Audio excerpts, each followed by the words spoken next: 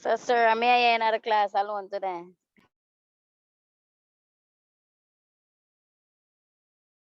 Good evening. Even, sir. Yes. So usually persons take a while to come. By 5-10 minutes to 15 minutes after the hour, they should be here. Okay.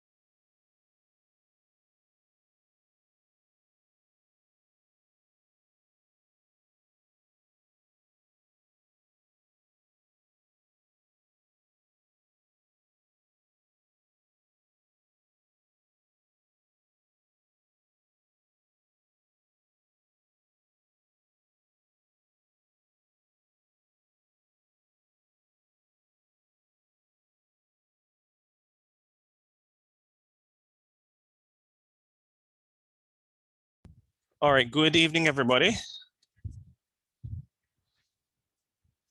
Evening, sir. Okay, so I know I had promised you the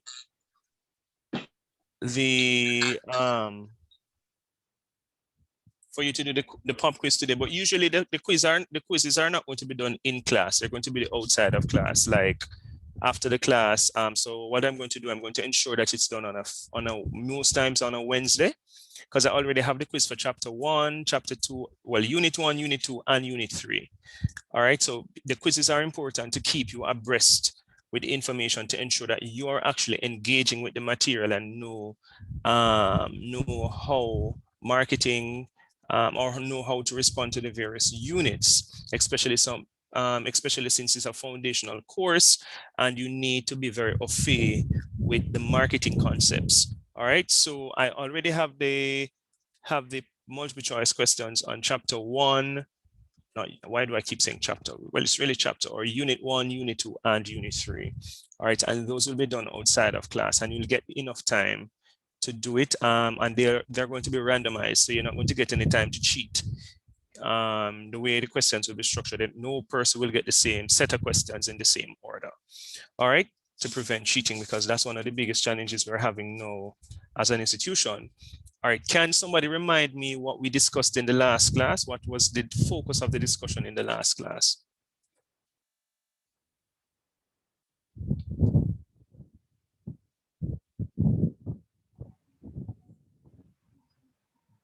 Afternoon, I think it was the forces that affect the market. So forces that affect the marketing environment. Right, and what did we say? What are the two broad categories of those forces? Well, let's not say so forces that affect the marketing environment, and those forces are usually captured under, so the marketing environment usually has two categories, let's put it that way. And what are the two categories? Micro and macro, sir. So we have micro and macro, and what did we say makes up the macro environment? What are some of the forces or ingredients of the macro environment? Demographic. Demographic. All right, so we said for the micro, I don't remember if demographics was a part of the micro. Macro, you say. Oh, macro, sorry. My apologies. Macro, yes, demographic forces, yes. What are some of the others? Economic forces. Economic forces, yes. Anything else? Technological forces. Natural forces. Political, cultural. Political and cultural. And what are some of the ones that affect the microenvironment? Those are more direct, so you have the customer. Right, so they are more direct. Yes, the customers. The company itself. The company itself. Suppliers. The suppliers. Mm-hmm. Anything else? The competitors. Competitors. Yes, sir. Sir, marketing intermediaries. Marketing intermediaries, plural word. And public. And publics. Please pronounce your S's. You don't realize, when I mark your first paper, you'll realize how hard I mark, all right? You're going to realize that. So please ensure that if there's an S on the word, you're supposed to pronounce it, or if you're writing it and you don't put on the S, I'm going to give you 0. I'm not going to give you the mark. So please ensure that you are very precise. No, I don't mark hard. I'm just precise. Okay. Well, why to be so precise? If you know what we are talk about, then maybe enough, I'm sure you don't act. I'm sure many of you. No.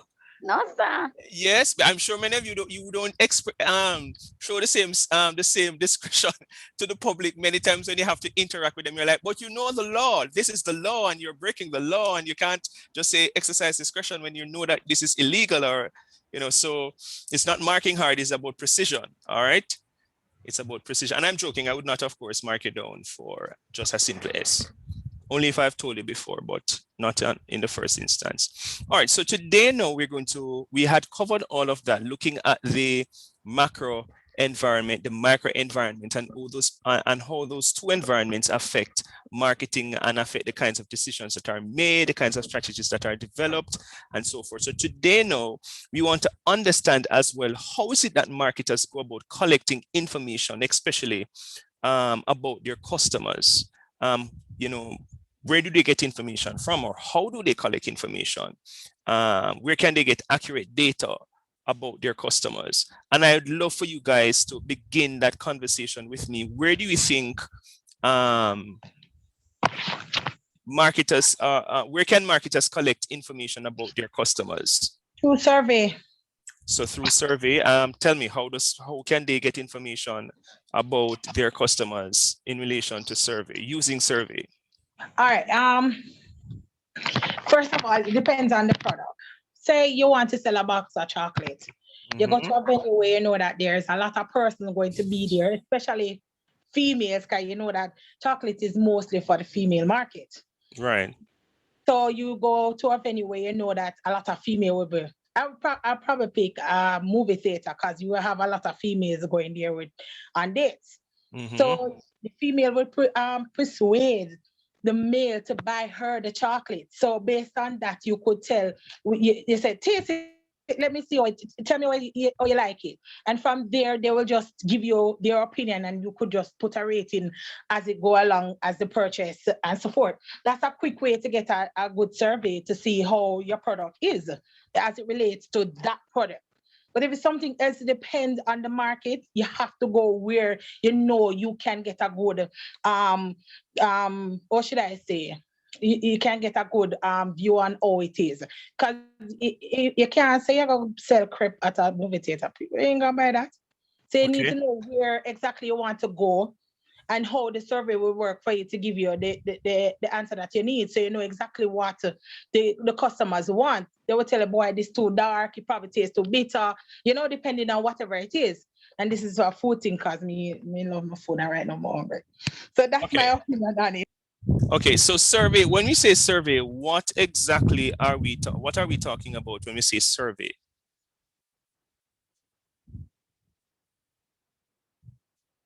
That would be like how you rate the person. Say you have a 1 to 10 number that you're working with. No, that's just a Likert scale. I'm talking, when you say survey, what exactly are you talking about? So what you mentioned was just a Likert scale that is used to kind of measure certain things. But when we say survey, in other words, give me one example of a survey. Well, as it relates. And this is for the class. It's not just for one person. This is for the class. All right. All right. Overall, a survey is where you, to me at least, is where you find out the likes and dislike, but it's where you can tell if a thing is working or not, basically. That's not an example of a survey. You're just telling me what you use a survey for. What I want is a specific example of a survey. And as I said, this is for the class, not just one person. Oh, okay. All right, cool.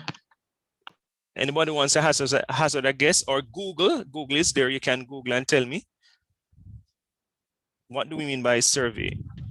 Sir, I would just say a questionnaire because you can ask some question and you get a feedback. Then you can use the information gathered to determine. Right. So that's correct. So one example. So it is really a method of data collection. A method of data collection. And as the young lady was saying before, questionnaire is an example, is a way of how marketers collect data from their customers or from potential customers or from the market they serve. All right, so questionnaire, and you have, of course, you have what are called open-ended questionnaire and closed-ended questionnaire. Can you think of any other method of data collection outside of questionnaire?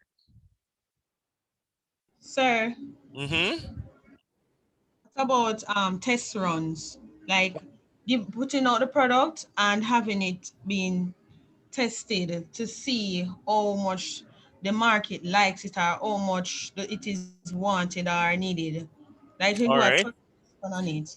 Yes, so some persons might do a test run, meaning that, for example, we always see these persons in the, I'm not sure if that's the term they use, that's the marketing, right? So you're putting out samples for persons, like trials, some trials, or trials for persons to try the product. You know, you see them a lot in the supermarket and they will give feedback.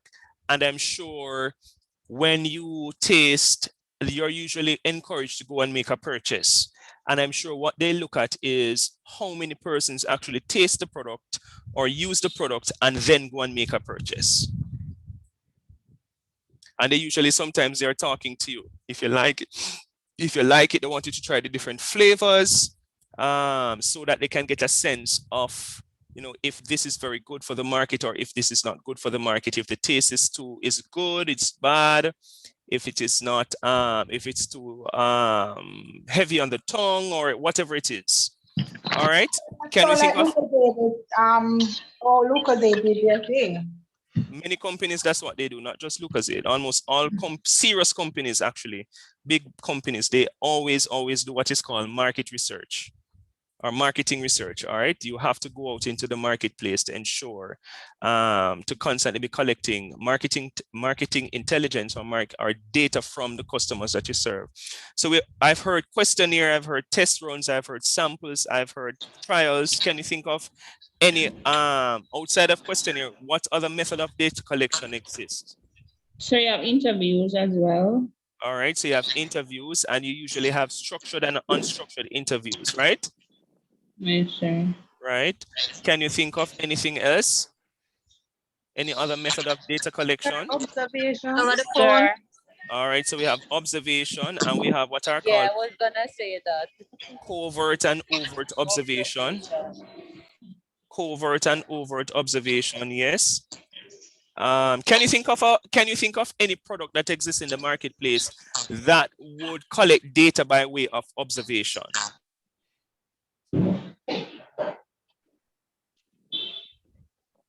Can you think of any product that, yes. Yes. I didn't hear, say, yes, Fabian, go ahead. Sir, toothpaste. Observation for toothpaste, explain. Well, say give you 24-hour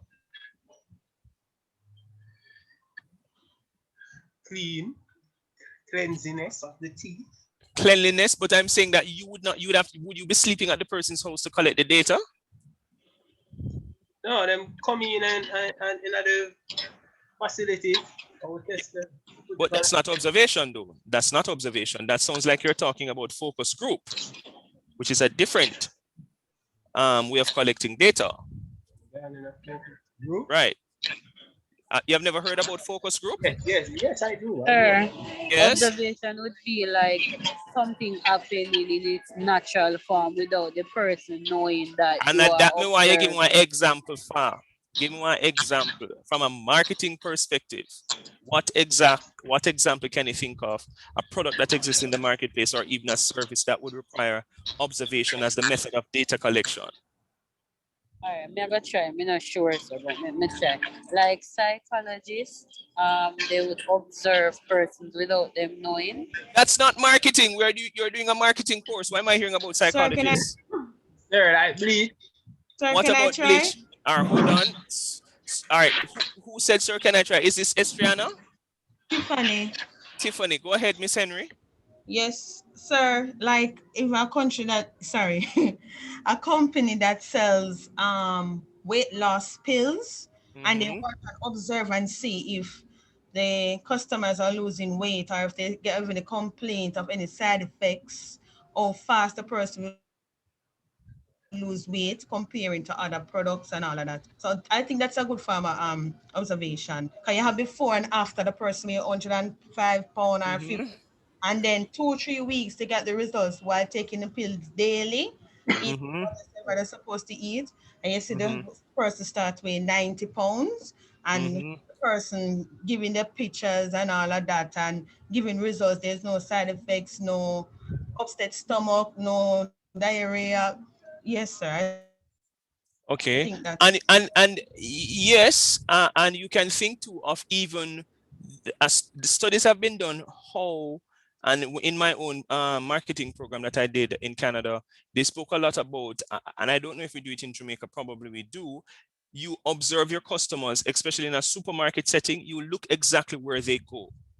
the pattern of their movement, and you know how to pack your shelf. So don't think that the shelf is just packed in any random order. They specifically put certain things, certain places, depending on where they see customers go.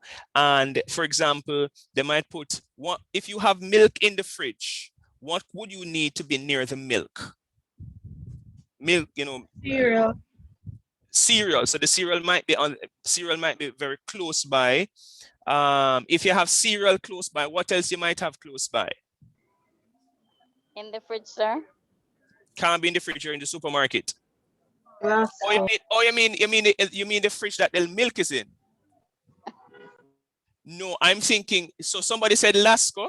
I don't know that people use Lasco with cereal. Things to mix tea. No, nice, so. It's Tea things. Lasco. Oh Lord, Sir, not because I can. Oh, hold on. Give me 1 sec.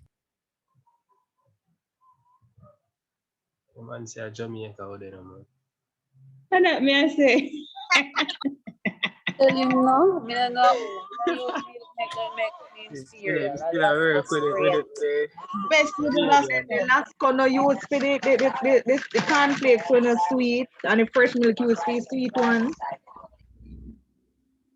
I think that's how it's supposed to go. I think you need to remember the Jamaican. There is no. It has nothing to do with Jamaican or anything. I don't know of any Jamaican that eats. Well, I probably should not say this because I don't really eat cereal. You can't. Cereal with Lasco? You can't eat that with Lasco. Of course, sir. Especially the plastic First you plate. mix the Lasco, you have them cereal. Okay. I'm learning. I thought people just use the milk. I don't know. Anyways, Friday was my birthday, and none of you said happy birthday. I don't understand it. Happy belated birthday, sir. You want us to sing for you? No singing. It's a weekend, sir. I think we all want to exist after, so we don't want no singing, any crowing or anything like that. Yes, yeah, liberty. Let's leave singing to the singers. All right, so we talked about questionnaire, we talked about focus group, we talked about observation, we talked about interviews. So these are some of the methods of data collection that market researchers rely on. And I'm going to show you an example that I did. I actually had to do as an assignment as a part, because I did a course itself called marketing research. And it's a very, very important part of anybody who considers himself or herself a marketer. You must be collecting data on your customers. Outside of survey or surveys, how else can a marketer or how else can a company collect information or data on their customers? Where else can they get information about their customers or potential customers? Just ask them. You could, well, that still comes under survey because it would be by way of either questionnaire or interview. But how else can you collect data on your customers? Couldn't the receipt of items be a good way to find out what? Perfect. Yes, that's a very good example. So the receipts. Information, yeah. Right. So you're looking at what customers are actually buying. You have to pay attention. So the receipts. What are some of the things the receipt can tell us? The receipts can tell us the quantity amount. Yes, and the quantity. It can also tell you the date. Okay, so you know exactly, because you know some Jamaican, most persons at end of month them go buy them grocery, and then you have some every 2 weeks. Right. So, the survey can identify that the items you buy. What you need to make sure that you need to restock, and it tell you the items that you need to restock on. Right. So you have in quantity, right. And you know exactly what to not buy because nobody now buy it. Right. Right. I think someone else was saying something. Or right, so the receipts tell us that. Is there any other thing outside of receipts? What else can we use to collect information, not just data, but information about our customers or about customers? Suggestion box. All right, so we can use suggestion boxes. And you have a lot of companies that put them up, and even they have no digital suggestion box. So sometimes it's physical, sometimes it's virtual. Anything else? Sorry, can the website canvassing? Explain that to me. As in, if they have a website available, you go on their website and you browse the different services that they offer and things like that. So All you right. watch. So do it. yeah, so I let me put it in marketing terms what you're talking about. So you're talking about web analytics. In other words, a company can look at the data on their website to get information about their customers. So they can look at which page or pages attract customers, or which pages are the customers using, for example, to make a purchase. Is it that, for example, when they reach what is called the purchasing funnel, they're falling off when they're actually supposed to make the purchase? So they put the things in the cart, but they have not made the purchase. Is it that, for example, they're having a difficulty? Is it that you need to incentivize that part of the process where the moment they put 3 items in the cart, you might give them a 10% discount, which might be, we said that what is encouraging them to make a purchase. You could also use the data on your website to see which pages need update or whether the pages need new information, because some pages engage customers more than other pages. So that's another perfect example of market research or marketing research in terms of collecting data. It's called web analytics. So you're talking about data that is collected on a website. All right. Anything else? How else can a company collect data and the information about their customers?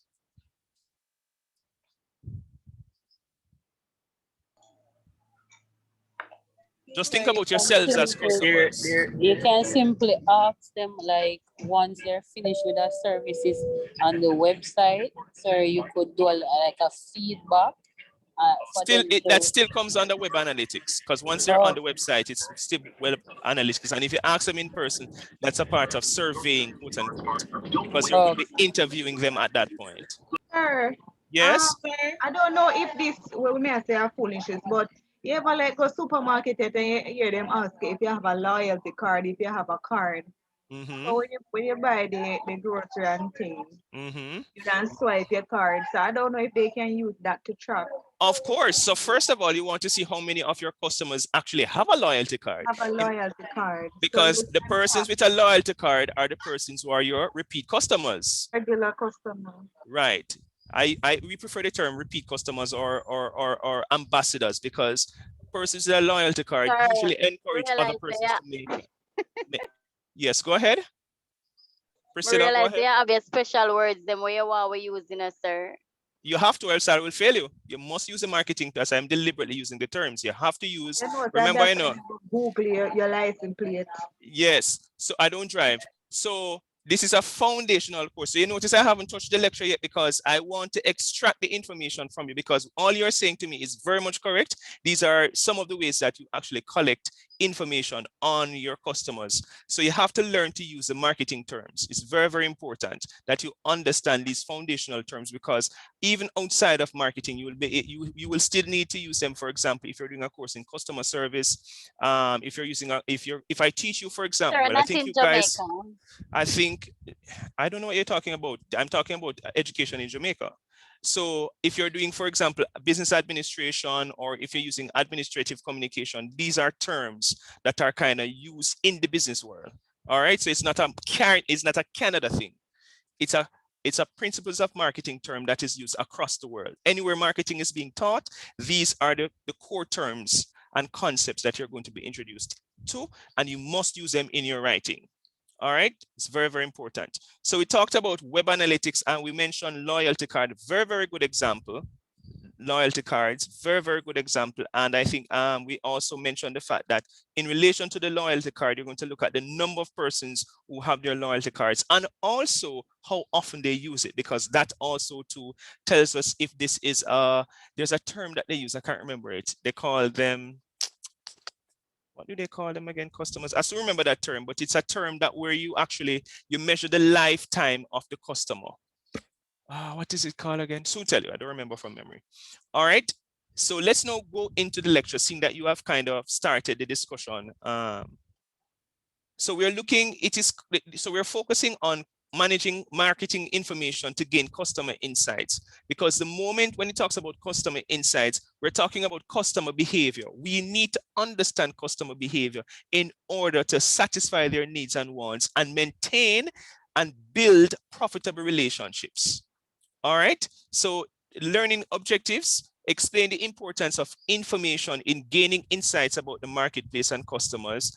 And notice that there's a distinction between marketplace, some of which we discussed last in our last lecture about the macro environment and the micro environment. And now, to some extent, we're focusing on, and we started the discussion about customers. We also mentioned define the marketing information system and discuss.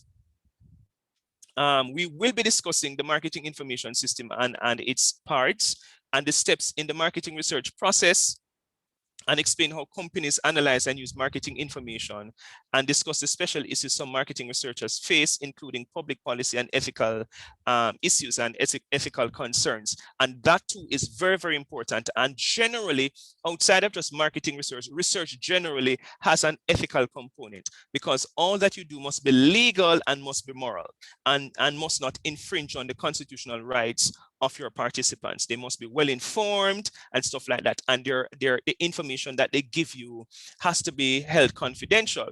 And outside of marketing, I have an interest in understanding criminal behavior. And I'm trying to interview at least about 5 to 10 murderers, not just criminals, but murderers, for the purposes of understanding criminality from their perspective. The ethical concerns and the issues in that note is that I cannot hand any information I get from them, I cannot hand that over to the police. Just like a journalist, when a journalist goes and interviews a don or a criminal or whomever, even if he's guilty of a crime, even a pastor, there are certain things that are legally protected and or ethically protected, because you're trying to get information. It's the same concept in terms of when your customers or when potential customers give you information, their identity must be protected at all costs. All right, I know some persons might not necessarily agree with not giving information to the authorities, but that's just how the marketplace operates. So customer insights, what does it mean and what are we talking about?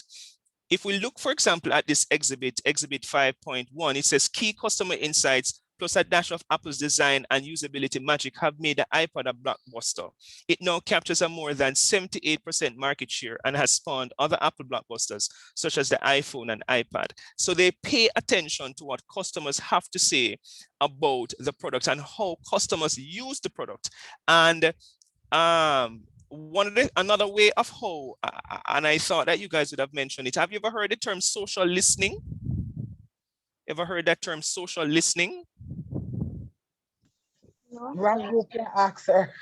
All right, so no, it's not a big thing. Social listening is really where companies pay attention to what people are saying about their products and services on social media.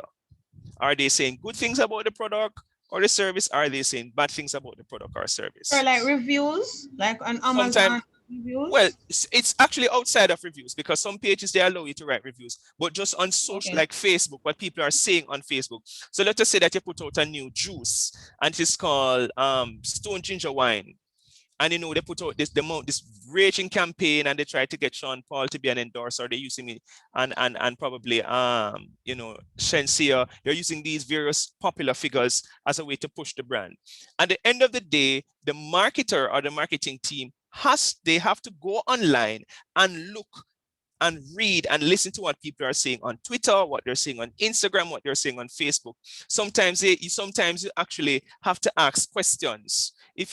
If you have Netflix or Amazon Prime, you'll see that Netflix sometimes when they're putting out a new movie and they put out the preview, they will actually answer customers' questions. So people might say, you know, I like that show here, blah, blah, blah, blah.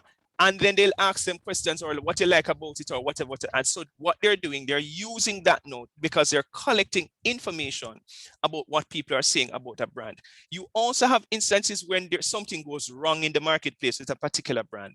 And the brand says, okay, we're going to ignore, because if we answer, it's going to just bring more attention to the problem. And there are times when they actually have to reverse that decision because the way the conversation is taking place in the marketplace, they are losing what is called goodwill. They have developed a lot of goodwill, earned a lot of goodwill in the marketplace. It means that people trust the brand. There's a lot of confidence in the brand. There's a lot of brand loyalty, a lot of brand equity in the marketplace, and you don't want to lose that. All right, because it might take billions of dollars to develop goodwill in the marketplace. And just one thing, have you seen, I'm not sure if any of you saw the video years ago where somebody, I think it was either the person was working at a Burger King or a KFC, and he was bathing in the place where they kind of wash the chicken, and it came out and it went viral. Anybody remember? It was not in Jamaica, of course, but people were kind of saying, you know, you're bathing in the area or in the catchment area where the chicken or the chickens are cut up and cooked and all of that. So I'm almost sure it was KFC, and KFC had to rev up their public relations campaign to kind of ensure that they don't lose a lot of brand equity or market share. All right, so customer insights, understanding of customers and the marketplace, the basis for creating customer value and relationships. And we have been talking about creating customer value. And every time a company does something that benefits a customer, it is considered customer value. So if, for example, at Excelsior, next academic year, we're giving every student a free tablet, that is creating customer value. All right, so every time a company does something new that adds to the satisfaction of customers, it is considered customer value, or creating customer value. And you constantly see that with different brands. So like Island Grill, they're constantly trying to create different dishes, or they're coming up with different kinds of juices. They're sometimes it's the same juice, but they're now using more natural ingredients. It is about creating customer value, because you have to be paying attention to the marketplace, because if you don't, you're going to lose market share, which means your position in the marketplace is slowly and or might erode permanently. All right. Also about developing your competitive advantage, and that is what I was alluding to earlier. That you have competitive advantage means what you have over your competitors, and or what distinguishes you from your competitors. So you have to be constantly collecting data in order to inform what you're doing. Yes. Like KFC and Burger King. Burger King, you only can get one juice. KFC can always go back and refill. Right. So you find that Jamaicans are very loyal, because sometimes Jamaican carry them igloo, but the people them place go full it up. And then drink. And of course, that's creating customer value. That is creating customer value. There are some post-secondary. No, that's again, they can't do it again. That don't happen again. They fill the cup and give you. You can't go in a Leona, but yes, they want them to behave too much. Then the security watch them like until they say no. Oh, can you notice now, like we're going on there, even downtown or wherever, they just give you the one juice from over the counter. They just can't go to the thing and fill up. I don't know if because of COVID or something like that. It could be because of COVID, and it could also be because Jamaicans just extra. We're very extra. You tell it to fill 2 times, and we want to fill 10 times. We're like carrying big pot from the yard. Down there, I saw like a 3-year-old, and we the extra large cup. That was what the parents fill and give to the little. She look like 3-year-old. Believe it, I'm not telling a lie. I could not believe it. Little girl could barely hold a cup. Well, probably she's not going to drink it. She's not. I don't think the parent would expect her to drink it. She couldn't give her in the first place. She gave it for herself, and she had the other kids there, and them have them things. So it's fair the little 3-year-old one that. Oh, okay. That's too much. That's too much soda. Way too much soda. All right. So another way now of how you can collect information too is from sources. Can anybody tell me the 2 types of sources that exist? We talk about sources. First of all, what do we mean by sources? And second of all, when we talk about sources, there what 2 types of sources we know? Don't all rush to answer. I'm listening. Sir, can you repeat the question? So what do you understand in this instance by the term sources? It says insights stem from many sources. What do you understand sources to mean in this context?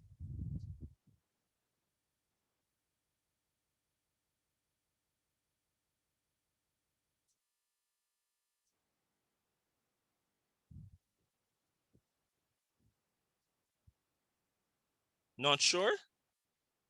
So if somebody says, I got it from a source, what do you think they mean?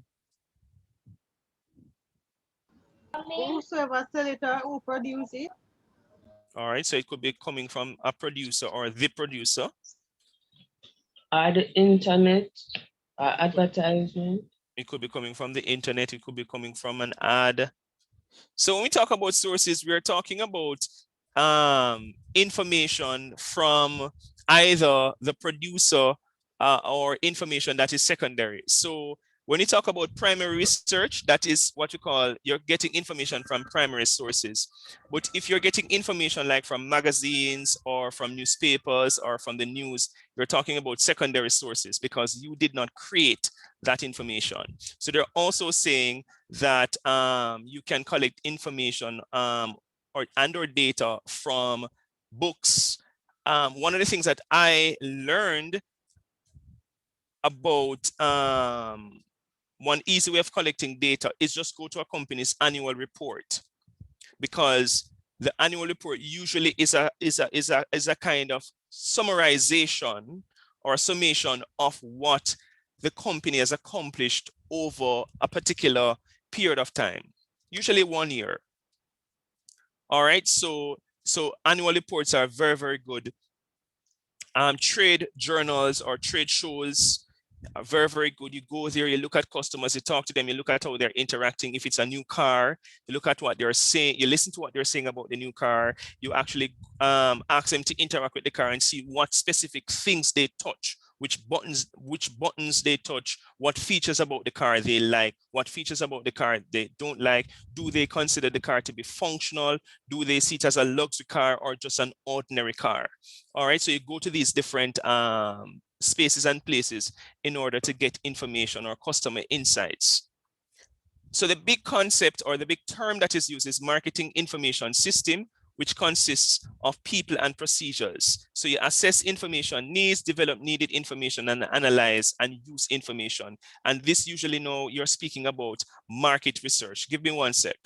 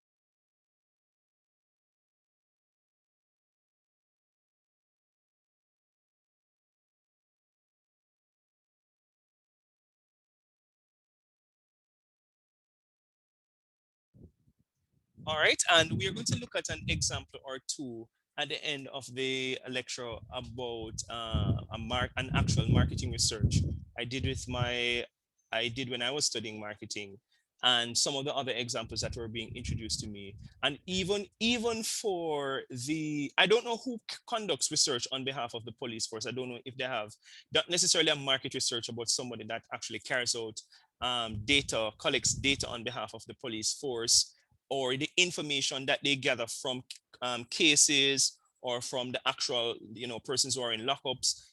I don't know if they interview them or they allow like the PIOJ to do those kinds of researches, or like the UE or any other body. But I wonder, I don't know if they, for example, carry out their own research, as well as the Jamaica the Jamaica Defense Force, if they also carry research, because it would be interesting to see the kinds of insight from a police perspective And it would be interesting to see the kinds of insight, like for example, the perception of police officers about Indicom, and vice versa, the perception of Indicom, the perception Indicom has of police officers, the perception of the public about police officers, or things like that, to see, you know, how is it that we can use this information now to kind of either reform, you know, create new legislations, things like that. So research generally is very, very important. And in marketing, even more important, because of course, you're trying to build and maintain profitable relationships. This is a marketing information system. And there are some concepts here that are very, very important. For example, marketing intelligence and market research. I want you to know that these two particular terms are very, very important. We did talk about the marketing environment. Are you seeing my slide, right, guys? Even though I've kind of reduced the size because I want to. So this is the marketing environment. And of course, they're pulling information from the marketing environment, the marketing channels, you know, all the platforms that they use to advertise on, whether it be television or wherever they use. They're talking about the various publics, carrying out research in the various public. This is the marketing environment, and you are, as a marketer, gathering information into a kind of overarching or overall information system. All right. So you have internal databases. And can you think of any example of internal databases that a company may have?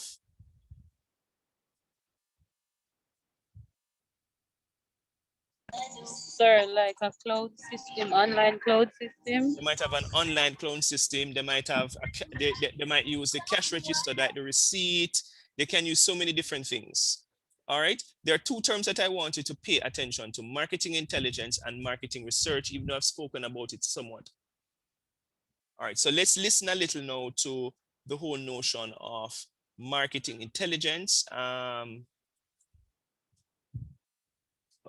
Let me see if this thing is being captured. So what is marketing intelligence? Let's listen.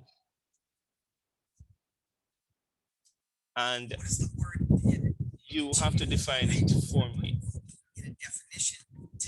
To turn to start a new. Hello class, can I explain any marketing concepts? Professor Siegfried, can you explain the term marketing intelligence? Well Sam, marketing intelligence is the systematic collection and analysis of publicly available information about competitors and developments in the marketplace. Professor, what sources can marketing intelligence be gathered from? Marketing intelligence can be gathered from the company's own personnel such as executives, purchasing officers, sales staff. But often these people can be too busy to pass on information. Companies need to stress to their employees the importance of intelligence gathering, train them and urge them to report intelligence back to company head office. Professor, can intelligence be gathered from outside the company? Yes Sam, companies can learn about their competitors from trade shows and business publications, press releases, advertising and websites. Lastly, information can be purchased from outside suppliers. For example, AC Nielsen sell data on brand shares, retail prices and percentage of stores stocking different brands. Lastly, it is a good idea to set up Google Reader to monitor your competitors and have a look at Alexa.com to profile your competitors. Thanks Professor, for this explanation. All right, so how would we define the term or the concept marketing intelligence?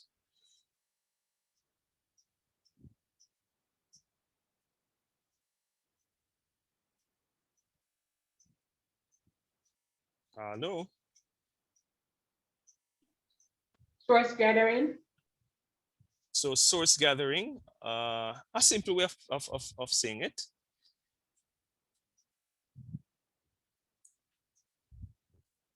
Anything else? Anybody else? Market research? Marketing intelligence, rather? Do I need to replay the video? Is everybody? Do I need to replay the video? I'm almost sure this term will come up on one of those exams. Yes, sir. Replay the video, sir. Okay. So let me go to share.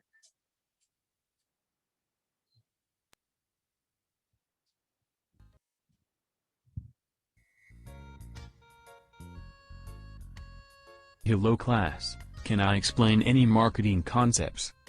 Professor Siegfried, can you explain the term marketing intelligence?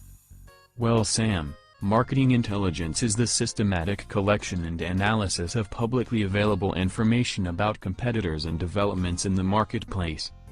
Professor, what sources can marketing intelligence be gathered from? Marketing intelligence can be gathered from the company's own personnel such as executives, purchasing officers, sales staff. But often these people can be too busy to pass on information. Companies need to stress to their employees the importance of intelligence gathering, train them and urge them to report intelligence back to company head office. Professor, can intelligence be gathered from outside the company? Yes Sam, companies can learn about their competitors from trade shows and business publications, press releases, advertising and websites. Lastly, information can be purchased from outside suppliers. For example, AC Nielsen sell data on brand shares, retail prices and percentage of stores stocking different brands. Lastly, it is a good idea to set up Google Reader to monitor your competitors and have a look at Alexa.com to profile your competitors. Thanks Professor, for this explanation. All right, talk to me now.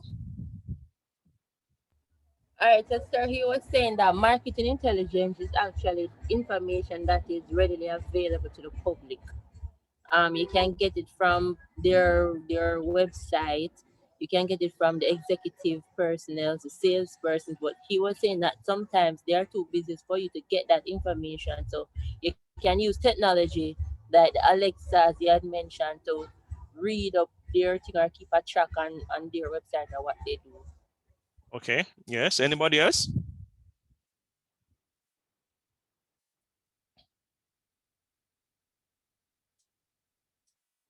Hello, anybody else?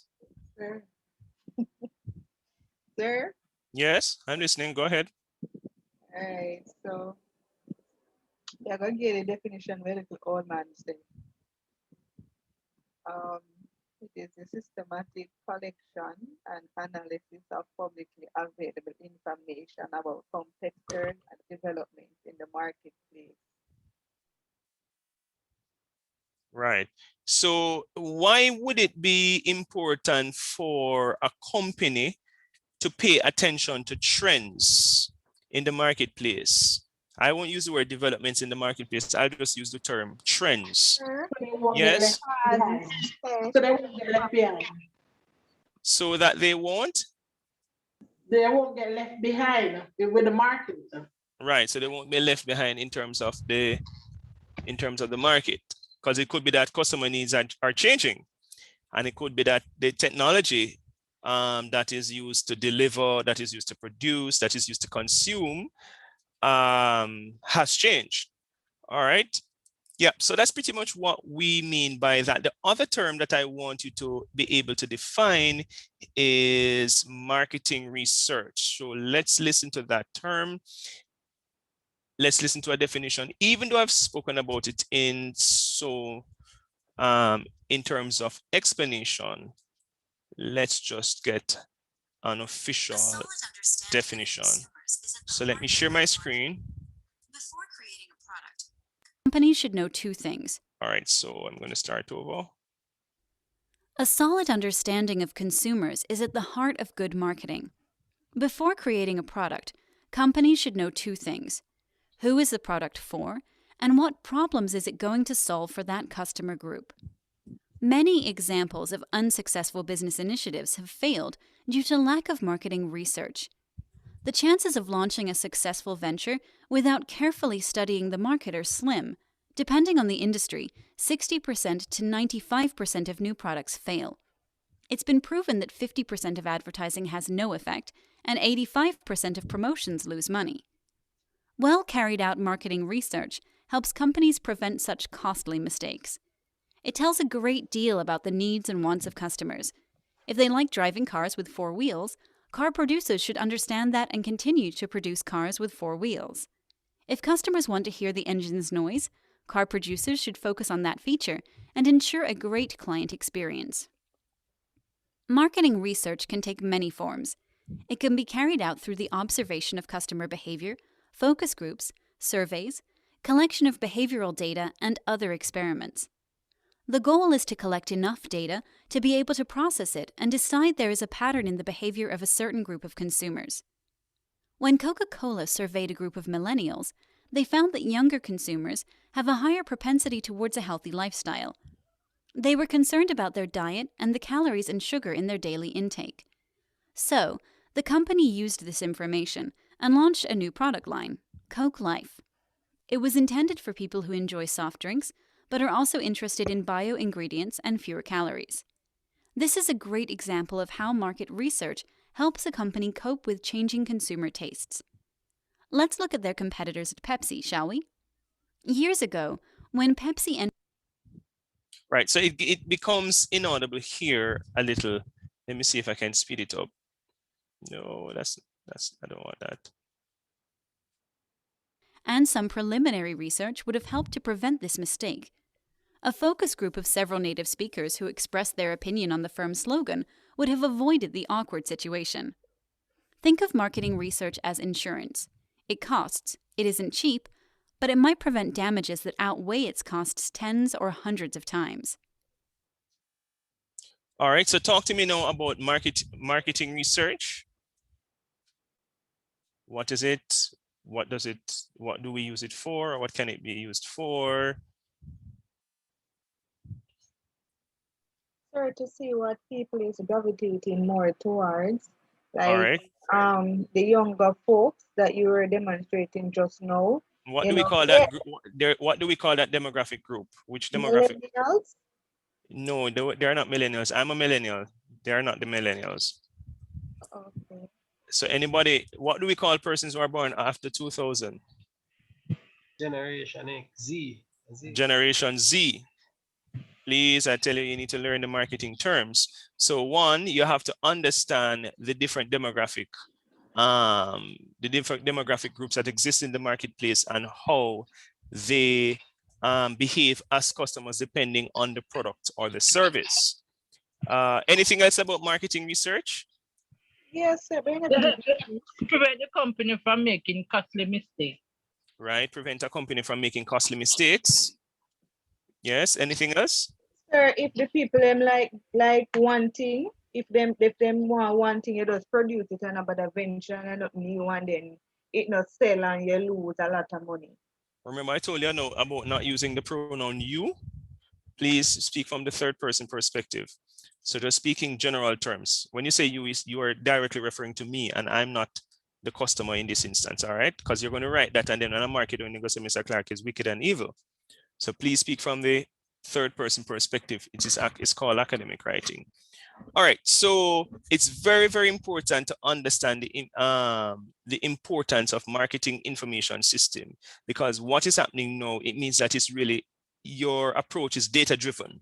All right, and many marketers actually are not able to justify the spend in many instances, and this is why sometimes when companies are cutting departments or they have to reduce staff across the board, they always look heavily at marketing, because they say, here what?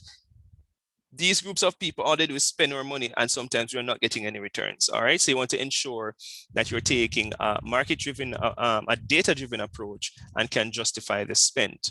So assessing marketing information needs, a good MIS balances information wants, needs, and feasibility. Of course, it has its limitations. And of course, it is very costly, especially if you are going to use a company. There are so many companies, marketing research companies in Jamaica that carry out this particular function. They do market research. Even at Excelsior, the Research and Innovation Division does carry out the function of market research. They can find out, many companies want to find out about their brand equity in the marketplace. They want, you know, they want to look at customer perception, customer behavior, things like that, as a way to ensure that they remain competitive. I know NCB has a team of market researchers who do phenomenally well. You find that in the banking sector, because you're just offering banking services, they are trying their best to stay ahead or to maintain their market share. You find that the banking sector in Jamaica is very, very competitive. Telecommunications is very, very, very competitive. Can you think of any other very competitive industry in Jamaica? I know telecommunications, banking. Can you think of any other? Insurance, sir. Yes, insurance is another competitive, although all them do is collect people money, but yes, it's another one.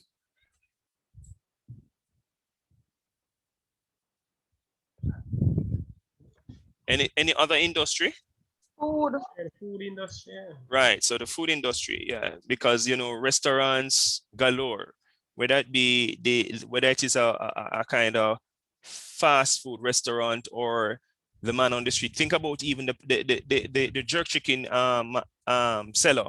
There are about 10 of them, and when you stop, everybody's calling you, and you have to make a decision who you're going to buy. And I'm sure they have to now think about, okay, I'm going to give you 2 slices of bread, or I'm going to give you this. What else can I give my customers in order for them to make a purchase from me?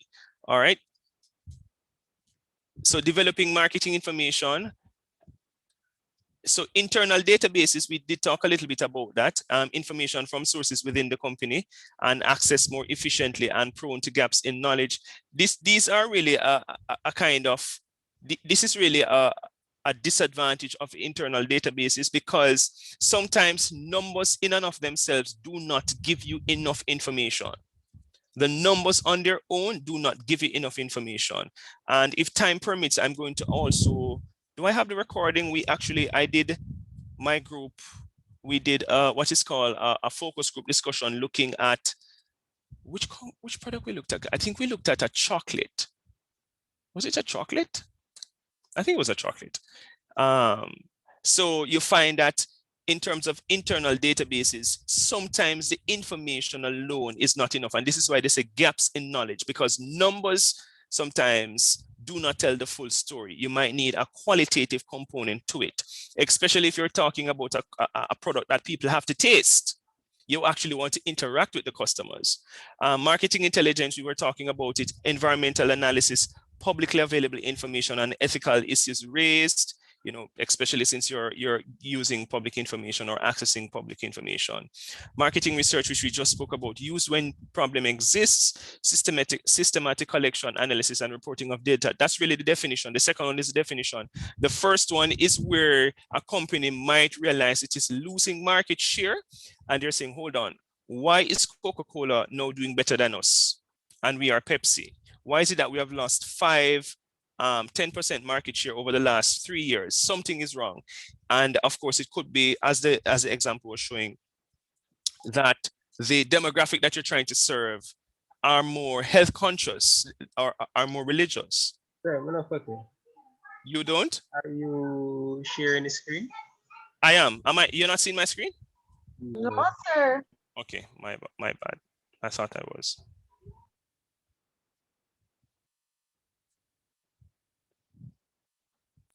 Yes, here it is. So the one before was just this I spoke about. And this is where I am. And I kind of spoke about these things already. So I was saying that for market research. One before, please. This one? Yes, sir. Thank you. Okay. All right. And I was right here now in terms of, I was saying that marketing research, this is the definition: systematic collection, analysis, and reporting of data. That's really what marketing research means. And the example I was giving here in the first bullet about used when new problem exists, I was giving the example of probably Coca-Cola or Pepsi, where one brand realizes that it's losing, or it has lost market share, and decides, here what, we need to carry some kind of marketing research to determine why we're losing market share. And as the example showed in the video, that it could be that your demographics have changed, the group that you're serving has changed. It could be that the group exists, but they are much older and they no longer find Pepsis to be, you know, healthy for them because they are no longer teenagers or they're no longer in their youthful years. They're no baby boomers, their grandmothers or great grandmothers. It could be that the group that you're serving exists still the same age, but they're more health conscious because of what is happening, because of certain trends in the marketplace. People are more conscious about what they eat. People are now, everybody wants to put up an Instagram picture that they're at the gym. And this especially is for men. All of a sudden, all men now are suddenly at the gym exercising and they're putting up all kinds of photographs. It's like now a competition. So I find that people are far more conscious now and therefore they're eating healthier. So sir. Yes. So like Coca-Cola would also say, all right, them customer more health conscious, so that's why they wouldn't come out with like Coke Zero, right, and stuff like that. But guess what? No, I guess Pepsi see that, and then you know, like the promotion, them where Pepsi don't put in the top of the bottle. The more Pepsi you buy and whatever in the cover, you don't win the prize for that. The people are buying more Pepsi for the day because when them collect all of the covers, them know them go wherever to collect the prices or whatever. Yes, and usually anything you get from these companies, they're already building they actually get back their money because they build it into the actual product itself. They find creative ways of getting it back the money. They usually find creative ways of getting back the money. All right. So the marketing research process, yes. So this now, defining the problem and research objective, developing the research plan for collecting information, implementing the research plan and so forth. I want to show you an actual example. Let me see if I just find it quickly in terms of. Sir, when you finish, you can bring back that page also. Okay. Thank you. Okay, just give me one quick sec. Did I actually? I want to show you. Let me just see if I find it quickly. Where would I have saved it now? Personal, would it be on the personal?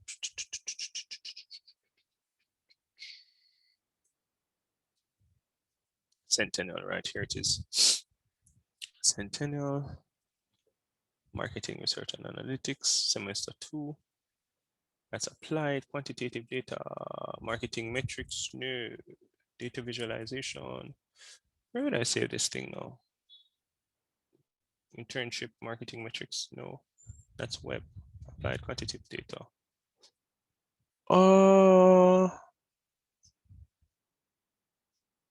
Let me see this. Final. Here, fresh note. This is just the actual research.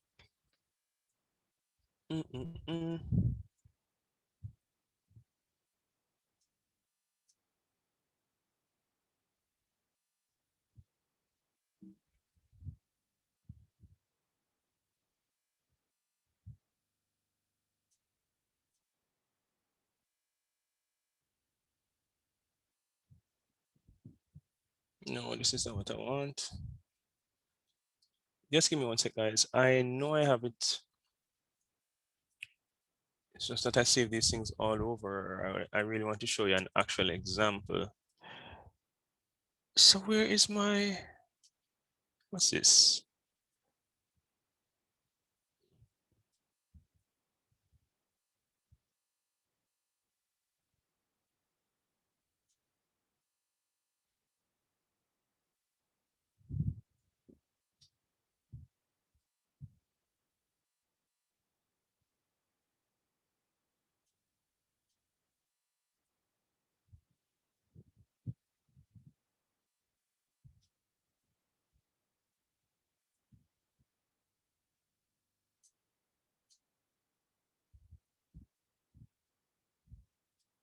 All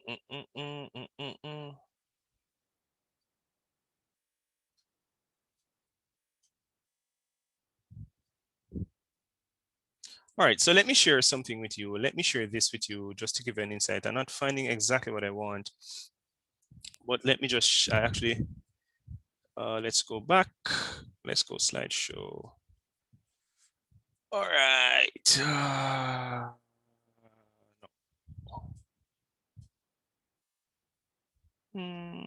That's the book that I use.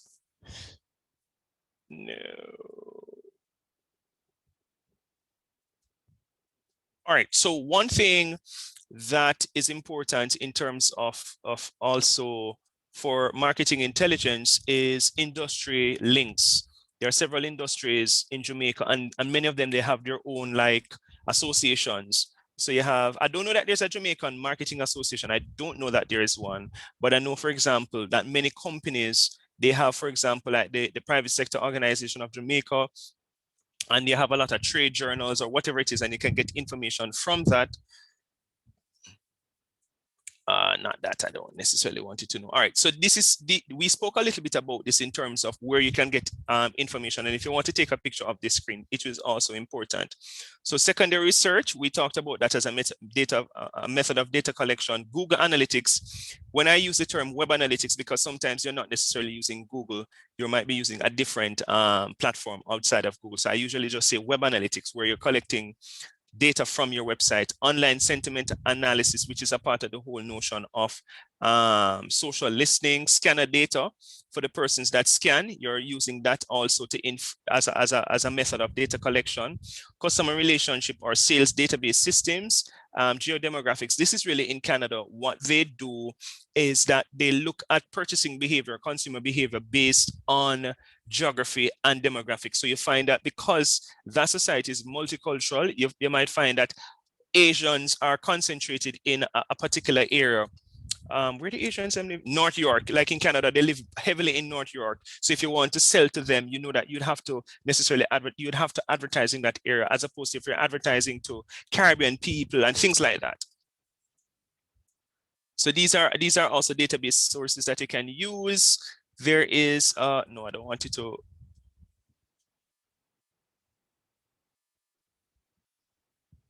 All right, so this is important.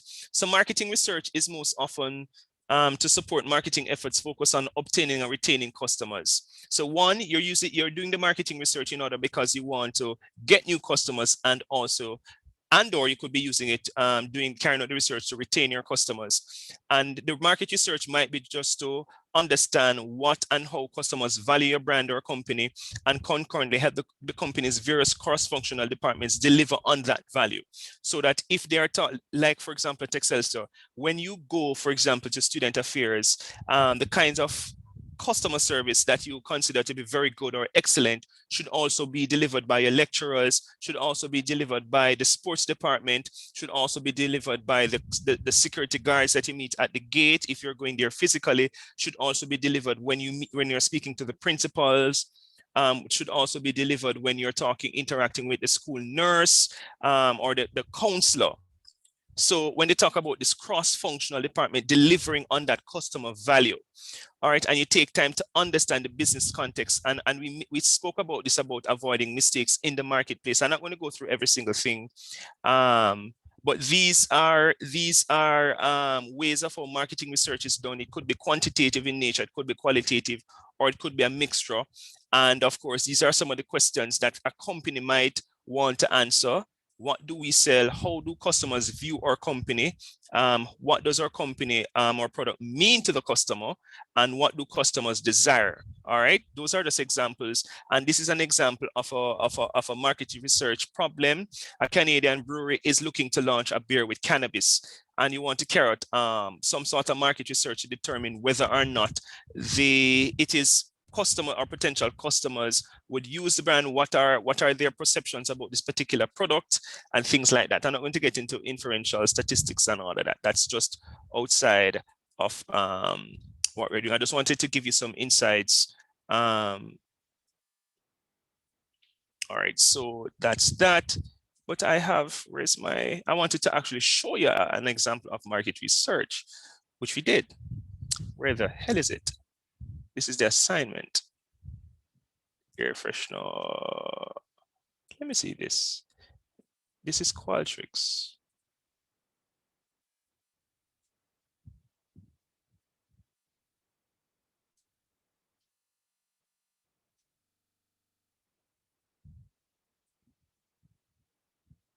All right, let's look at an example of an actual market research.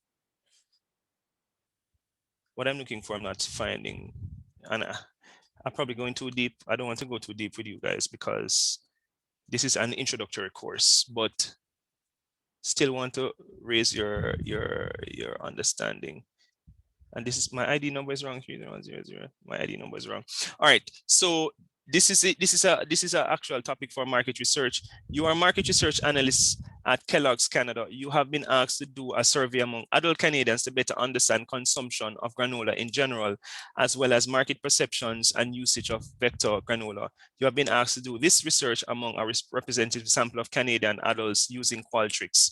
And when you go in at Excel, so they don't use Qualtrics, they use SurveyMonkey. But in what we did, where I was, they forced us to use Qualtrics. And this is just kind of showing you how you go about collecting data, where you go to collect data and all of that.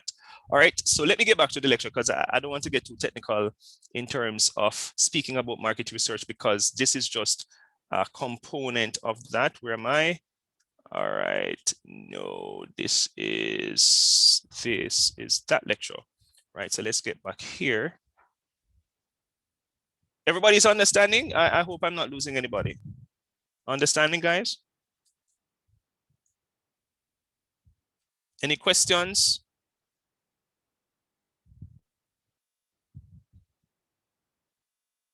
Hello? Sorry, you did last minute mention a little something there, but otherwise, me all right. Okay, all I was doing is just showing an example. I'm actually trying to find it to show you an actual market research. That's what I wanted to show you. An actual research where I did it in semester 2. Why can't I find it? We actually did a research. We looked at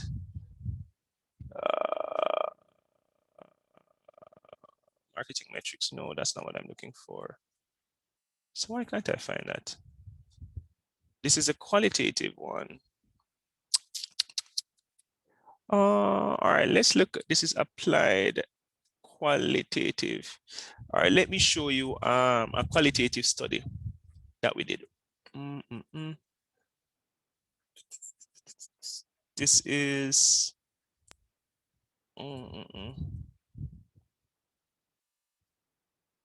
right. So let me show you an actual study. Stop sharing. And this is actually an area of marketing that it can go into. You don't necessarily have to create advertisements. It can go into actual market research. Are you seeing my screen, guys?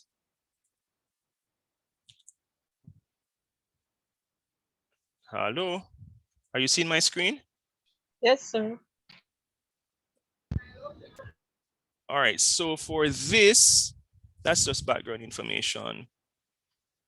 Right, so we were trying to evaluate customers' attitudes towards the new kombucha, David's Tea. So this was a qualitative study. We were doing market research, but it was a qualitative market research. And so the overarching objective was to evaluate customers' attitudes towards the new kombucha, David's Tea, to see if, and then the second objective to understand the reasons supporting consumers' reaction to it, to better understand the price expectations of consumers, to assess the competitive set. In other words, the cost of the kombucha in relation to its competitors, to identify the user profile of customers.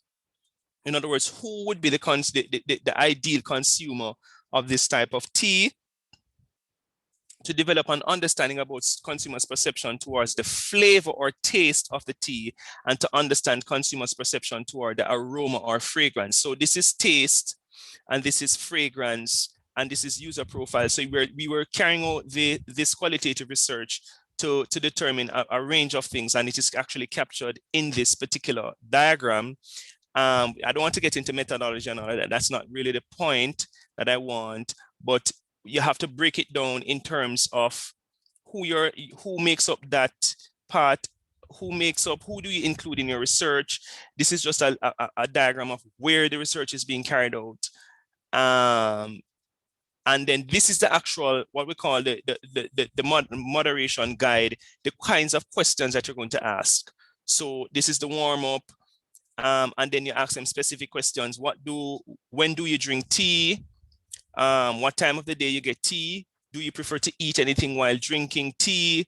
You're asking them different questions. So these questions are about price, about health, about fruit-based tea, and then so you go from general to specific. So this is actually market research being carried out because you want to determine what the perceptions or the attitudes of the customer towards your product. And if it is that you, for example, need to go back to your the producers to say, okay, you need to change this flavor, or this is a little bit too spicy.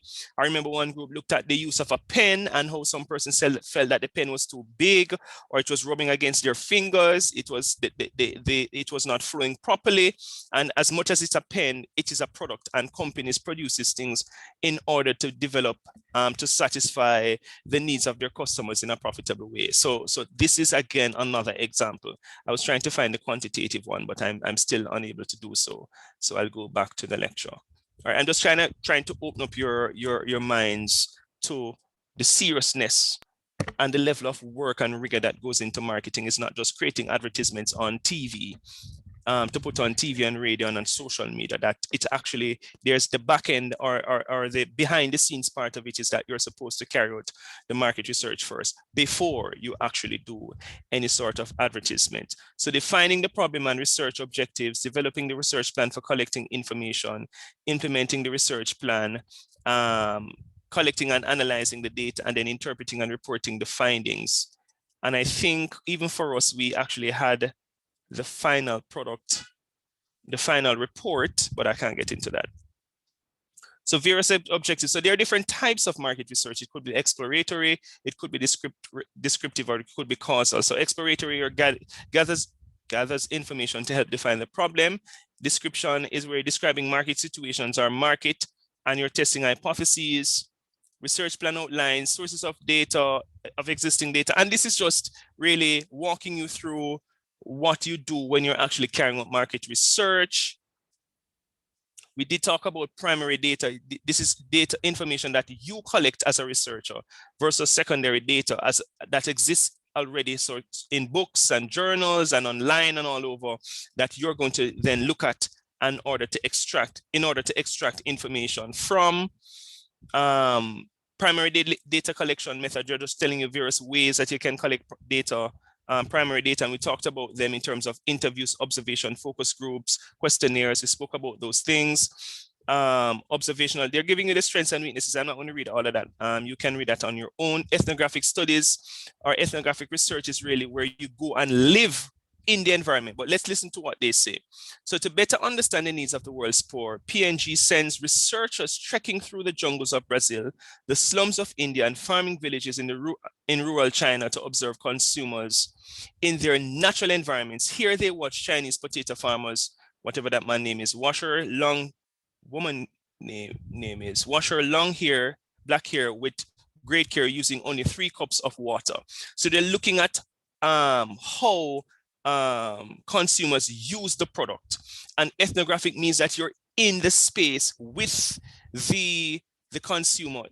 There are times where the customer knows that they're being observed. It is called overt observation. And then there are times when they don't know that they're being observed. It's called covert observation. And the covert one is where the ethical issues come in, because you might observe or you might observe and gather information about people that can be life changing. So let us say that you're researching about infidelity in relationships, and you gather information on men. And you find out that a particular pastor or a particular person is cheating on his or her wife. You have to ensure that the information does reach the public. You have to ensure that hackers, you don't save it on any system that a hacker could just easily get. You don't save it on your phone, that so if somebody steals your phone, the information becomes public, because of course you can be sued.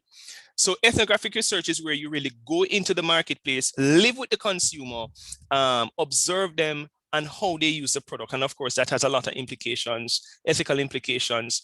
These are the strengths and weaknesses of contact methods. I'm not going to go through any of that. Those are things that you can sit and read on your own. Contact methods, they're telling you about mail, telephone, personal interview, focus group, all of these things. You're going to look at the strengths and weaknesses of them. online marketing research.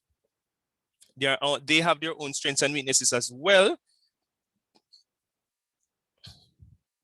Whole population. Well, this is really talking about sampling. I'm not sure if anybody, have you ever been introduced to the term sampling?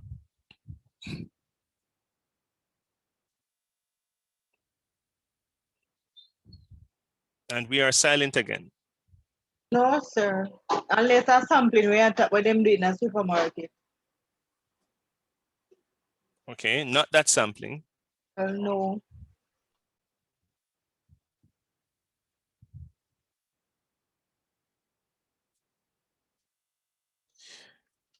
Okay, so when you talk about sample or sampling, we're talking about a segment of a population. So if you look at this, you see the whole population. You see the whole population, right? And if it is that you're going to carry out any sort of research, you know that you can't give, Jamaica has about between 2.7 to 2.9 million people. You cannot give 2.7 to 2.9 million people a questionnaire. And I'm sure you know when they're carrying out, for example, these political polls, and they say, for example, they poll 1,200 people or 1,000 people, and people say, how is it accurate? Because what they're doing, they're collecting data from a sample or a representative group of the total population. All right, so requirements: who to survey, how many to survey, and how to choose. And there are different types of sampling methods. Probability sampling is really where everybody in the population has an equal chance of being a part of the sample. Non-probability sampling is where you're really selecting the persons who are part of the sample. Do you understand sample? Let me just go back there, because so that when I'm talking about probability and non-probability sampling, you understand what I'm talking about. You understand sampling, people, or sample? No, sir. Sir, go back over it. No. All right, so do we see the total population here, the whole population? Let me use a different example. Anybody knows how many persons are a part of the Jamaica Constabulary Force? The actual number. Does anybody know the actual number?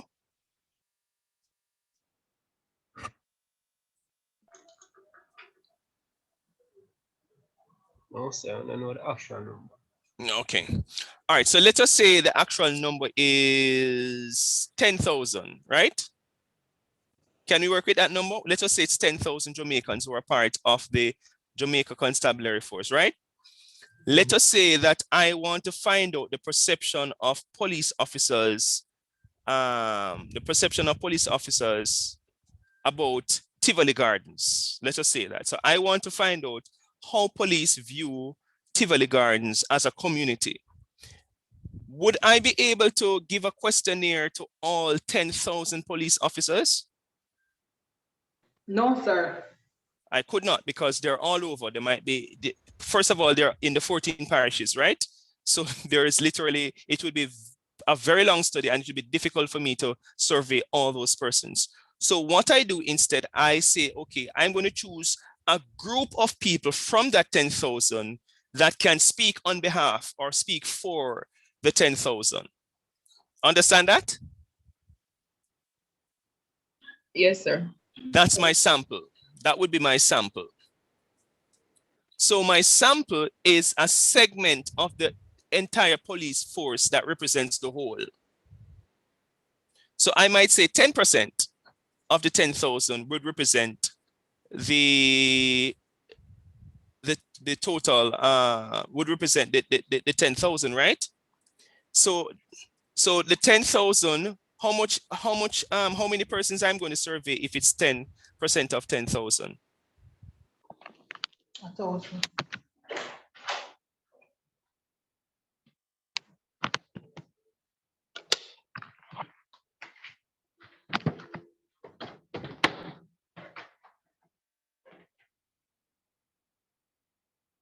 So I would have to survey what, 1,000 persons, right? Right, people?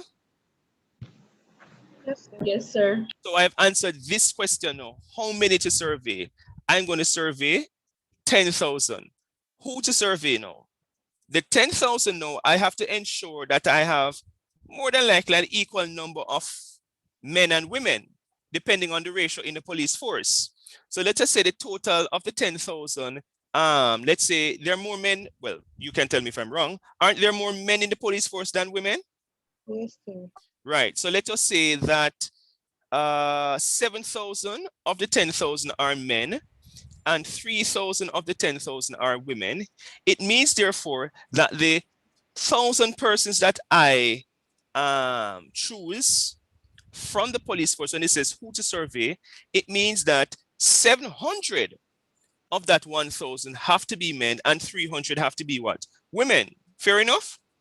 Fair enough. So that's my who to survey. Then I have to determine now, how do I choose the 700 men and the 300 women? I have to choose that.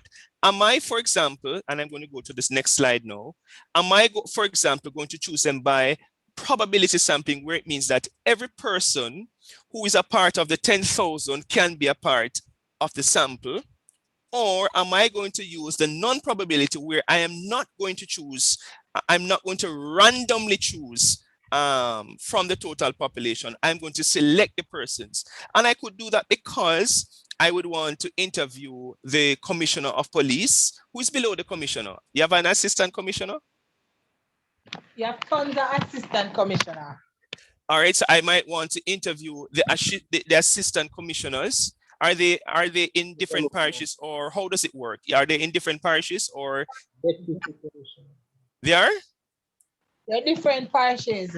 Right, so it means that I would want to interview all those assistant commissioners because they're in different parishes and their perception of Tivoli Gardens might vary from the ones who are in Kingston. Then who is below the assistant commissioner? Sir, you have the commissioner, the deputy commissioner, and the assistant commissioner. There you go. So is it that, for example, I need to interview the assistant and the deputy, or is it that in my mind, the deputy and the assistant relatively are the same persons or in the same job function? How many, and I'm not saying that is the case, I'm just giving you some random things.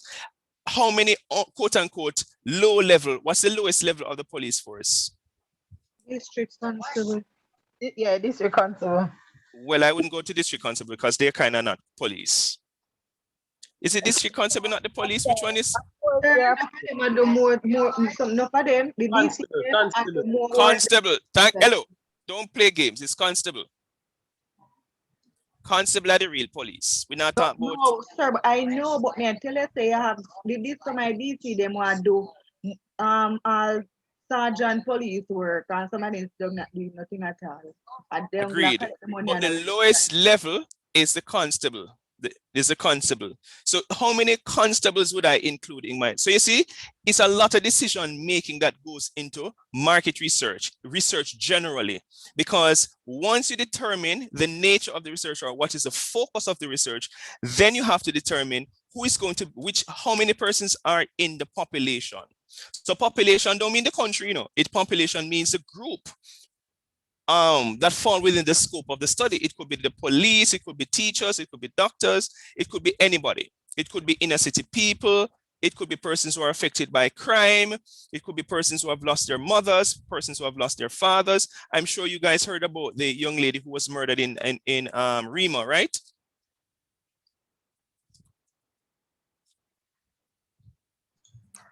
Yeah, definitely. Yes. I actually met her some years ago. She's the sister of my ex-girlfriend. So even today she called me and said she wanted me to speak at the funeral. You know, long I don't see this girl, but I'm going to go to the funeral and they wanted me to sing. I said, no, I don't. I kind of lose my touch for singing. So I haven't done it in years. So I'm going to talk. Tell her, I said, I'll just put something. I'll talk. I can talk. I know how to talk. Yes. What do you mean by, why you're asking if I have an ex-girlfriend? See if I have an ex-girlfriend. Okay, I was just sharing information that I shouldn't share with the class. All right. Yes. So I'm just saying that research is important, and there's a lot of, and this is why they use the term systematic, because when you conduct a research, really what should happen, you should have a team now that looks, an independent team that looks at the research to see if it was actually carried out ethically and systematically. Because you have some persons who will cut corners, to get data, So they're supposed to interview 10 people. They say, no, man, they just go on the corner and buy them for a local Guinness or whatever and say, yo, fill out them for me, man. Fill out these questionnaires for me. And that in and of itself would be unethical. And the findings out of that research would not be systematic.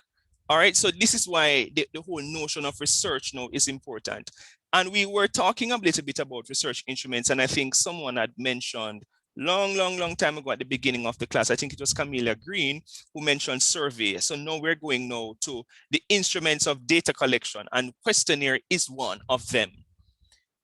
So the styles of questions, whether the questions are open-ended or close-ended, wording and ordering of questions, very, very important, because there's something, for example, called leading questions. So you don't want to be asking, you know, sometimes persons are asking you a question, but they actually kind of hint at the answer that they want.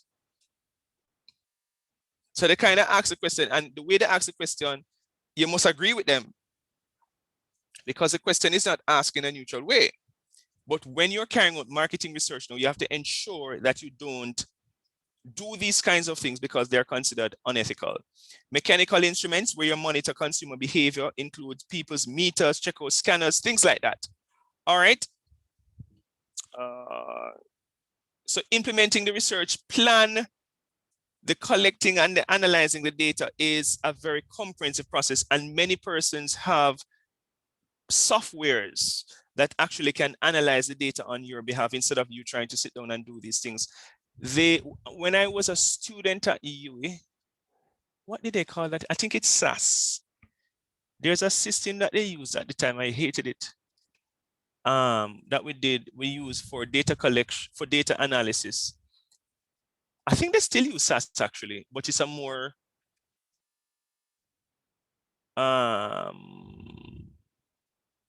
sophisticated thing. And the other one is, anybody has ever heard about Qualtrics? Ever heard about Qualtrics? No, sir. Yes, right. yeah. Qualtrics. No, not Qualtrics, man. Qualtrics. Careful. What is... So that's what I learned when I did my course. Well, not even a course I did. So let me just show you a little bit about quality. SurveyMonkey is not the most sophisticated way of doing data analysis, but leads, analytics. So let's just introduce a little to Qualtrics. Your business has plenty of data. Sales figures, leads, analytics, HR data, and plenty more. We call it operational data, or OData, and it tells you what's happened in the past. At Qualtrics, we take your OData and we combine it with experience data, or X-data for short.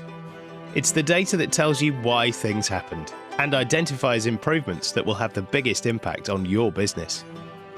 It all comes together on the Qualtrics Experience Management Platform, a single platform for all your X and O data. So you can design and optimize customer, employee, brand, and product experiences that deliver back to the business. It's powered by IQ, our predictive intelligence engine. It identifies the key drivers of experience, so you know where to focus your investments. And organizes and analyzes tens of thousands of text responses in seconds, so you can find insights hidden deep in your feedback. Plus, IQ applies detailed statistical tests, returning the results in plain English. So now everyone in your organization can be a stats genius. It means you can focus on improvements to your X data that will have an impact on the metrics that matter most to you. It removes guesswork by modeling the impact of your improvements before you invest in them. And allows you to quickly and easily close the loop, responding to feedback and solving customer or employee problems in real time. With a proven ROI of over 600%, we're trusted by over 8,500. All right, so Qualtrics, really what Qualtrics does is to make the data palatable to, for example, let us say that you're the marketing manager for a company. It makes the data palatable to senior executives. They want you to present on trends in the marketplace, data collection, that you have done, the research that has been carried out, and all you need to do is to plug in the information in Qualtrics, and Qualtrics will really spit it out for you. I know that at Excelsior, and I think I've mentioned this before, we use SurveyMonkey. I can't remember why my lecturer, she said to us, and she actually had some really good reasons for not using SurveyMonkey. So analyzing data is very, very, very critical. It's very, very critical. What I really want to show you, and I'm going to find it before we go, it's very important that you see this is, all right, hold on, but I should have the Word document. I should have the final report actually. This is a transcript. This is final report. Final report 2. Would this be the final? All right.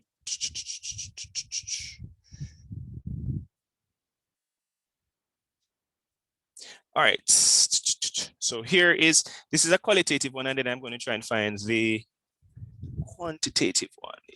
I showed it before, but this is the final report. So this is a study that we did. We're looking at David C. Happy Kombucha. Anybody has ever heard the word kombucha? Ever heard that term kombucha? No.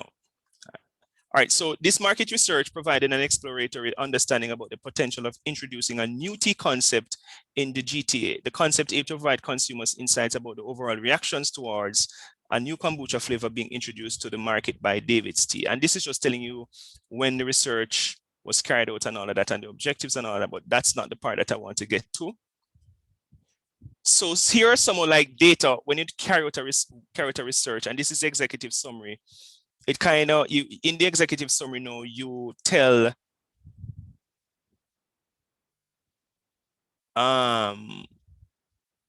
you indicate the findings. So the study was requested by David's Tea to bring the product to market in order to increase both their customer base and market share, especially in the GTA and among immigrant populations. Because of the perceived real and health benefits of kombucha flavored tea, the company hypothesized that the tea would be very popular among immigrants from Asia and the Middle East who have been living in Canada. And if you know anything about kombucha, it's a tea that is very popular in China. So that's why I actually wrote this part of the document. That's why we speculated or hypothesized that it would be very popular among the immigrants from Asia and the Middle East, because it's also popular there. We did focus groups, and we focused primarily on location, gender, and the duration, age, and appetite for tea. And I don't expect you to understand everything that is happening here, but just some of the salient points in terms of marketing research. So most of the respondents drink tea to improve health. This is what came out of the study. Additionally, they drink tea not only because it is cultural to do so, but as well to keep them energized daily, improve digestion, and reduce menstrual cramps. These are things that came out of the actual focus group discussions. So 2 kombucha teas were tested, Brand X Kombucha and David's Tea Happy Kombucha. So you always have a blind, it's like, so if you want customers feedback on David's Tea Happy Kombucha, you also have to have a different, you also have to have a similar tea as a part of the focus group, because you don't tell them that it's happy. You don't tell them that it's David's Tea Happy Kombucha. No, you just tell them that get the reaction to TX, and then you get the reaction to TY. But you're just seeing it now because it is the final report. Am I making sense, everybody? Tell me if I'm making sense. I'm just kind of trying to get you to see how market research is carried out. Sir, we just come back in the class still, but you're gonna send the recording? I post recordings on my YouTube channel. Just as how I post it in the group. So you just go to my YouTube channel and you get it. Okay.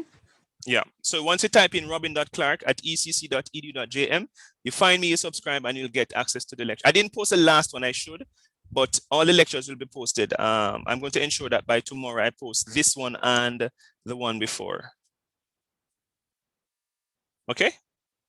Okay, okay, thanks, sir. The instruction in the group, please. If I can what? Send the instruction in the group. What instruction? As it relates to the YouTube channel. I just told you, I said robin.clark@ecc. I've sent you an email. All you need to do is to put that into YouTube and find me and subscribe. Yeah. So what you're seeing now is just some of the findings, right? So here are some of the findings. So while some of the respondents liked Brand X kombucha tea, majority preferred David's Tea Happy Kombucha flavor tea. For Brand X kombucha tea, most did not like the appearance, aroma, or taste. For David's Tea Happy Kombucha flavor tea, majority liked its appearance, aroma, taste, and flavor. David's Tea Happy Kombucha flavor tea was also well liked by Asian respondents who associated kombucha with their homeland. So what this is saying, and as I said, you don't necessarily have to understand everything, is that if you are a marketer and you get this actual as a final report, you are part of how you can position this particular new tea, David's Tea Kombucha, Happy Kombucha, is to position it in a way that it's connecting consumers to their homeland, to their quote unquote ancestral homeland, because most of them are from China. So you're going to present it in a way, and of course you're going to do probably 2 versions or do an ad in both English and Chinese, and kind of find a way to make that connection. Am I making sense, people? Make sense? Because this is what is coming out of the study, and we did focus groups among various categories of people. Make sense? People not answer me. Making sense, people? Makes sense. Yeah, so the recommendations from the study now. 1, it is recommended that David's Tea should launch the new Happy Kombucha tea in the market. In other words, based on the qualitative study that was done, we are recommending that the David's Tea, which is the brand, this is the brand or the company, go ahead in launching this new tea.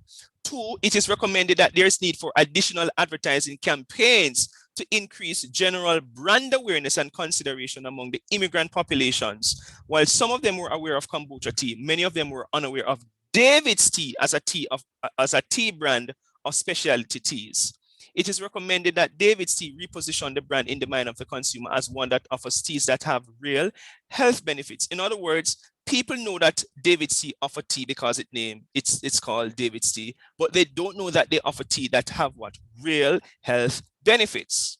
And Asian people are very health conscious. It is also recommended that greater emphasis be placed on tastes and flavor because both primarily determine the purchasing behavior of tea drinkers. In other words, I, as a consumer, will only make a purchase based on the taste and the flavor of a particular David's Tea Happy Kombucha. I hope it's kind of making sense, right? Making sense, people?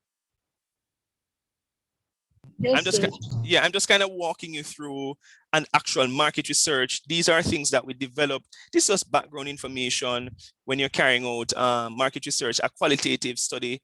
And we are looking at the trajectory of the Canadian tea market to show that there was a rapid rise up from 2008 to 2014. And after that, it started slipping in 2020. So as a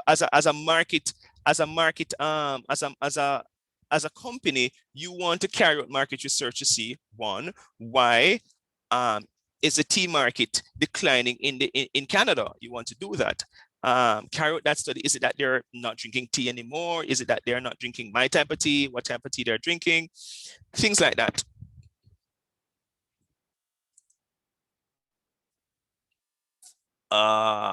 Yeah. So those were just some of the things. There's another study that I don't know why I'm not seeing it. This one we did on something totally different, but let me go back to the lecture. We did it on winter. It was based on how millennials or Generation Z make decisions about their holiday, like how to spend their holidays. You know, what informs or influences them to spend time in certain parts of the world. I can't find it right now, but it's actually a very good study. All right, so we looked at that. interpreting and reporting findings. This is some of what I was showing you a while ago. Customer relationship management. These are systems that are used. So manages detailed information about individual customers to maximize customer loyalty.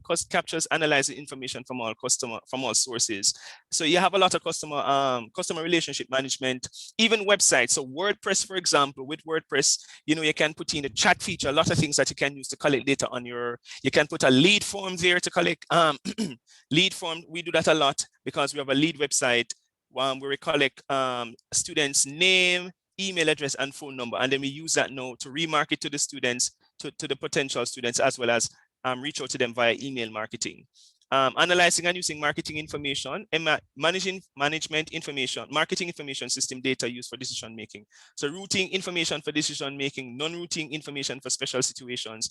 Intranet and extranet assist the information sharing process. Intranet is really what you use inside. Extranet is what you use when you have different branches all over and you want to share the information simultaneously. Other marketing information considerations. These are just general stuff that they're telling you.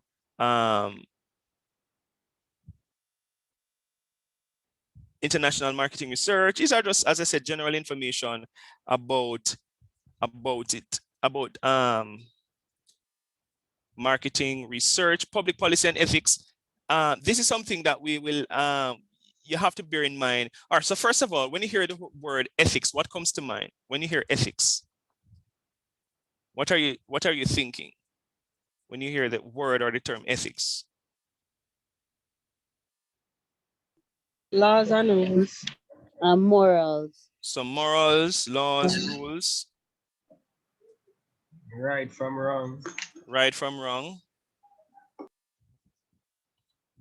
So as you see here, they're saying what? Misuse of marketing research can harm consumers and firms' reputation.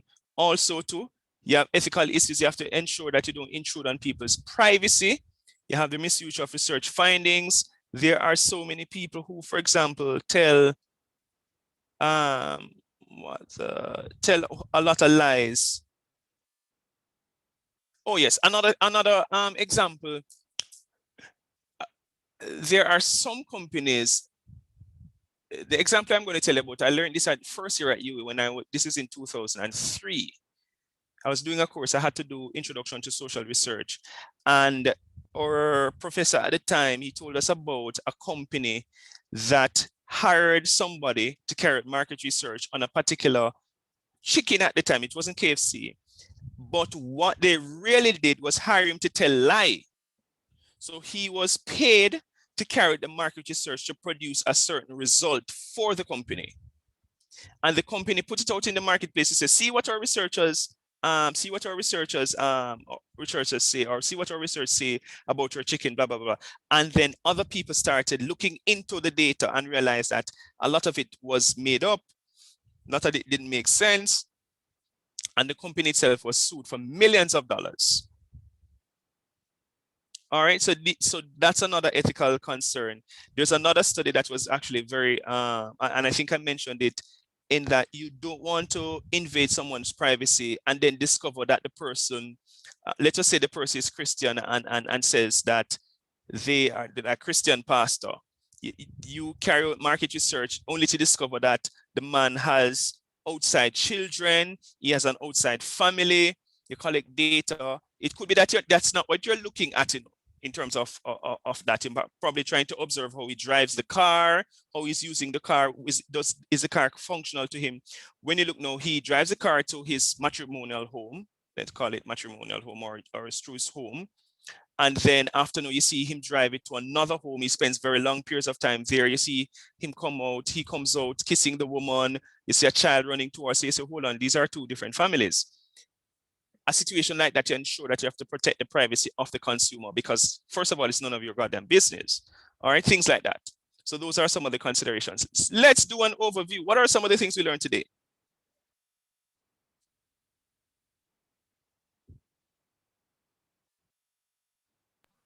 So what marketing intelligence? So we have learned about marketing intelligence. Let's say we have learned about marketing information systems. Yes, I'm listening. No, different ways of collecting data, raw data. who are you collecting data from? The consumers. Or potential consumers. Or potential consumers. Yes. Anything else? Market research. Right, so the steps, no, this is something I'm going to start the next class by I didn't go deep in this. I don't know that I need to go very deep in it, but I want to mention at least the steps in it where they talk about, let me just go to what they call it, defining the problem and research objectives, developing the research plan for collecting. I don't know that you need to go very deep in it. I look to see, let me just look at the course outline. How far should I go? Because as I said before, market research, management information system is very deep, and I can go way deeper. Let me just see, just look back at the outline, course outline, to ensure that I have covered. I think I have, because this is the chapter. No, that's segmentation. That's not where we are. Research plan implemented. All they have done here says just write out of the goddamn book. All right, so I'll start with the steps. We'll look at the steps. Knowing the steps, very, very critical. All right, so on Wednesday you'll get your quiz on units 1 and 2, but you're going to do it outside of class. You're going to do it actually after class. All right, bye everybody. I must run because I have a class right after you. Okay, sir. All right, have a good evening, everybody. Sir, bye. Just remember your quiz on Wednesday, units 1 and 2. Okay. Okay. You need to let us know the time still. It's after class. Your class ends at 9 o'clock. Oh, sir, on Moodle? Yes, we're going to do it on Moodle, so that you get your score instantaneously. You know how much you get. Okay. Okay, sir. Lovely. All right, cool. Okay.